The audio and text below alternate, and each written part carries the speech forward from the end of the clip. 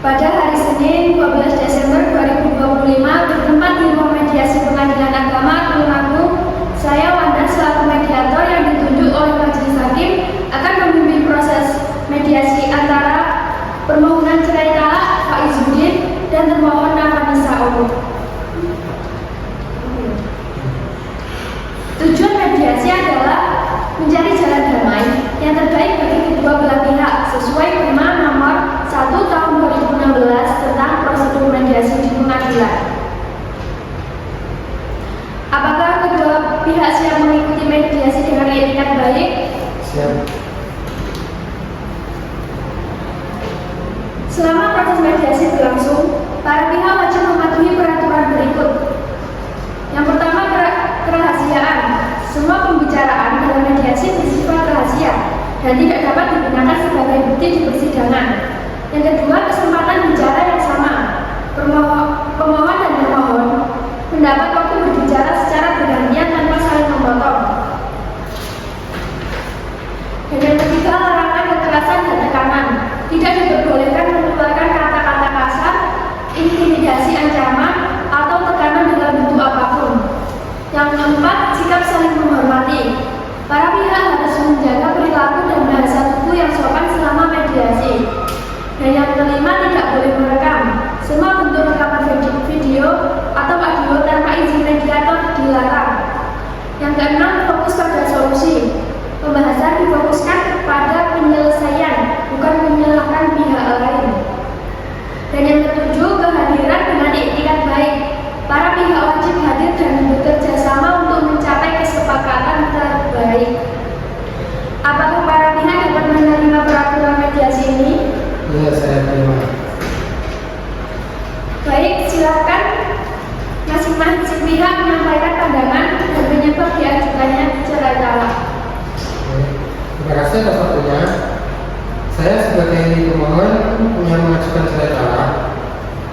Saya mengajukan cerai talak ini karena kurangnya komunikasi antara saya dan istri saya. Karena kami sibuk dengan pekerjaan masing-masing. Selama 2 tahun ini pernikahan kami belum dikaruniai keturunan. Dan istri saya juga belum bisa secara maksimal menjalankan kewajibannya sebagai istri, sehingga sering terjadi salah paham dan akhirnya bertengkar. Namun, saya tetap ingin mencari solusi terbaik untuk masalah ini. Dari saya mengakui ini terjadi karena ada salah paham. Sebenarnya kalau misal memungkinkan saya masih ingin sampai ini berbagi. Baik, dari penyampaian tersebut terlihat bahwa masalah utama adalah komunikasi dan beberapa hal teknis dalam kehidupan rumah tangga. Mari kita cari titik temu yang bisa dipenuhi kedua belah pihak.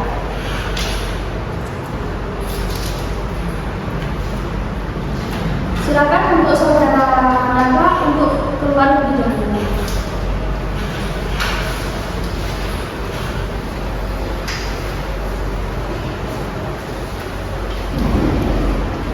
Saudara, apa yang paling saudara rasakan sebagai masalah utama dalam rumah tangga ini? Yang paling saya rasakan dalam masalah rumah tangga ini adalah kurangnya komunikasi. Ya, seperti yang saya bilang tadi, kita berdua itu sama-sama sibuk. Di dalam pernikahan pun kita tetap bekerja. Gak ada satu yang di rumah, gak ada satu yang berhenti bekerja juga. Semua mengejar karir masing-masing. Sehingga jarang sekali berbicara. Hampir setiap hari itu pembicaraan cuma saling menyapa saja. Apakah kondisi tersebut mempengaruhi terhadap manusia rumah tangga?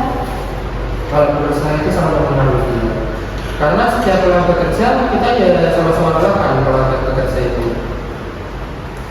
Jadi setelah pulang kerja biasanya ya cuma makan bareng di meja makan itu, diam, terus itu ya makan gitu, setelah makan ya mandi bersih-bersih, terus itu ya langsung tidur. Jadi nggak ada waktu sama sekali berbicara. Besoknya lagi pun seperti itu, bangun tidur, bersih-bersih rumah, bersih-bersih diri, sarapan, setelah itu berangkat bekerja. Bagaimana pandangan saudara terkait dengan adanya keturunan selama 2 tahun pernikahan? Jujur itu menjadi beban saya ya. mungkin istri saya juga terbeban karena dengan umur pernikahan yang sudah 2 tahun ini belum dikarenakan penerima itu biasanya ada omongan-omongan tetangga, omongan apa, jadi ya mungkin ada tekanan pikiran, pasti ada, nggak mungkin tidak ada itu nggak mungkin. Tuh. Saudara juga menyampaikan bahwa istri belum maksimal menjalankan kewajibannya. Bisa dijelaskan? Kalau itu ya karena sibuk bekerja ya, jadi nggak ada waktu lah untuk komunikasi, untuk menjalankan perannya sebagai istri. Saya pun sendiri juga tahu peran saya sebagai suami pun juga belum maksimal ya, karena mungkin sama-sama sibuk bekerja ya. Untuk masalah utamanya sebenarnya itu. Apakah saudara masih ingin mempertahankan pernikahan ini? Masih sebenarnya saya sebenarnya itu tidak benar-benar tidak ingin bercerai sebenarnya ya. Hanya mungkin situasi terdesak yang membuat pikiran saya itu kacau sehingga saya mengajukan permohonan cerai ini. Mungkin seperti itu. Jika rumah tangga ini dipertahankan, apa yang siap saudara lakukan? Kalau memang takdir berkata lain dan perceraian ini gagal ya, dan saya mungkin disuruh untuk memperbaiki hubungan rumah tangga saya butuh melakukan komunikasi yang intens. Mungkin ya banyak faktor untuk komunikasi, mengurangi ego masing-masing. Jadi kalau lelah ya tetap, ya mungkin memang lelah, manusia itu tetap lelah, tapi ya tetaplah ada waktu berkomunikasi. Yang namanya pasangan, hidup satu rumah juga, dan meluangkan waktu itu kan juga berbeda. Juga kan meluangkan waktu kan juga buat keluarga kan, bukan juga orang lain, itu pasangan kita juga seperti itu. Baik, terima kasih untuk saudara Faiz. Silakan untuk keluar terlebih dahulu dan silakan untuk Bapak silakan masuk.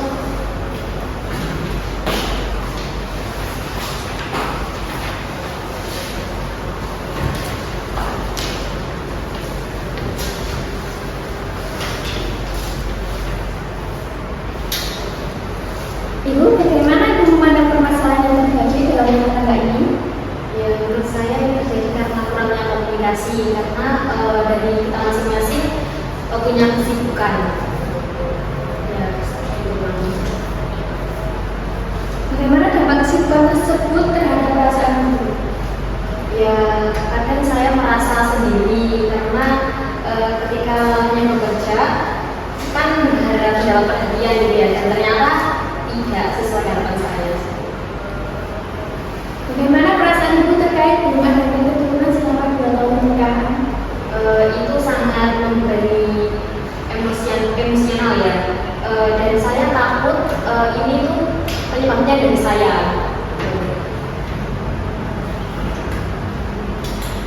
Terkait kewajiban sebagai istri, bagaimana penilaian Ibu terhadap diri sendiri? Saya mengakui belum maksimal menjalankan tugas saya sebagai istri, karena saya sendiri fokus bekerja, bukan berarti saya tidak peduli, tapi ya karena itu saya sibuk di pekerjaan saya itu. Apakah Ibu masih memiliki keinginan mempertahankan pernikahan ini? Dari saya sebenarnya masih ingin memperbaiki pernikahan ini jika masih memungkinkan.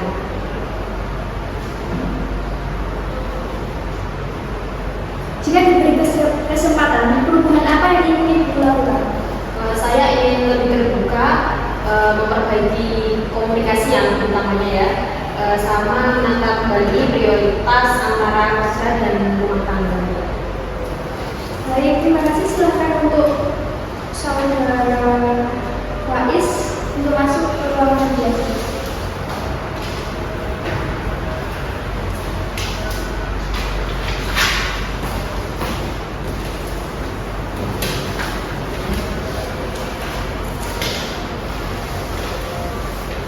Berdasarkan hasil sesi kampus tadi, baik suami maupun istri masih memiliki itikat baik untuk mempertahankan rumah tangga. Para pihak sepakat memperbaiki komunikasi saling memahami kondisi pekerjaan masing-masing serta menghadapi persoalan keturunan dengan sikap saling mendukung. Oleh karena itu, permohonan perceraian tidak dilanjutkan.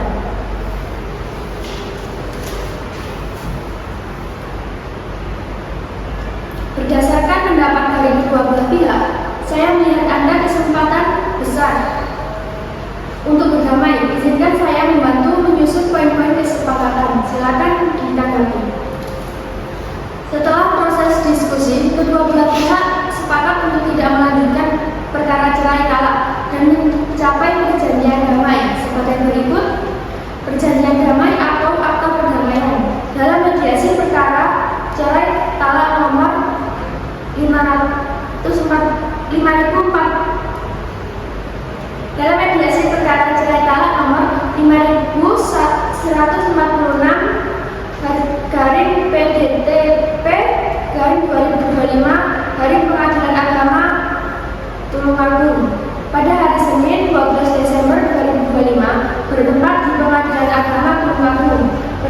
Pemohon dan termohon sepakat untuk berdamai dengan ketentuan sebagai berikut. Yang pertama, kesediaan untuk meneruskan perkawinan. Pemohon Faizuddin dan termohon Nafani Saul sepakat untuk tetap melanjutkan perkawinan dan tidak meneruskan permohonan cerai talak. Yang kedua, komitmen perbaikan komunikasi. Kedua belah pihak sepakat. Yang pertama, memperbaiki komunikasi dengan berbicara baik-baik setiap terjadi masalah. Yang kedua, tidak meninggikan suara saat bertengkar. Dan yang ketiga, menyediakan waktu khusus minimal 2 kali dalam seminggu untuk berdiskusi tentang rumah tangga. Yang keempat, membuat program hamil yang baik dan sehat agar segera memperoleh keturunan. Yang ketiga, pembagian tugas dan tanggung jawab.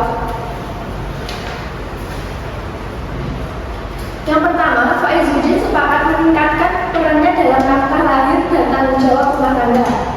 Yang kedua, Nafisa sepakat menjaga keharmonisan rumah tangga dan mendukung perbaikan komunikasi serta menjalankan kewajibannya sebagai istri. Dan yang ketiga, keduanya saling memberi kabar ketika berpergian atau memiliki keperluan penting. Yang keempat, keduanya saling menjaga komunikasi agar tidak salah paham antara keduanya. Yang keempat, larangan dan batasan. Yang pertama, tidak melakukan kekerasan fisik maupun verbal. Yang kedua, tidak mengambil keputusan besar tanpa berdiskusi. Yang ketiga, tidak mencampurkan pihak ketiga dalam masalah keluarga. Untuk yang kelima, konsultasi atau pendampingan. Keduanya sepakat mengikuti konseling keluarga jika dibutuhkan selama 1-3 bulan ke depan. Dan yang keenam, penghentian perkara. Dengan ditandatanganinya perjanjian ini, pemohon mencabut permohonan cerai talak dan kedua pihak sepakat bahwa perkara dianggap selesai melalui mediasi. Perjanjian ini dibuat tanpa paksaan dan atas dasar kesadaran serta keinginan bersama untuk mempertahankan rumah tangga. Bagaimana dengan poin-poin di atas? Apakah kedua pihak menyetujuinya dengan alasan kedua belah pihak masih bisa berdamai dan melanjutkan hubungan pernikahannya? Dengan ini saya menyatakan mediasi berhasil, para pihak telah berdamai dan menyepakati perjanjian yang akan diajukan kepada majelis hakim untuk dicatat dalam berita acara dan menjadi dasar pencabutan perkara. Semoga kesepakatan ini membawa kebaikan bagi rumah tangga Bapak Faizuddin dan Ibu Nafisa. Untuk informasi lebih lanjut, menunggu kabar dari majelis hakim dan pengadilan. Baik, terima kasih. Silakan untuk kedua belah pihak bisa keluar. Terima kasih, Bu. Ya, terima kasih.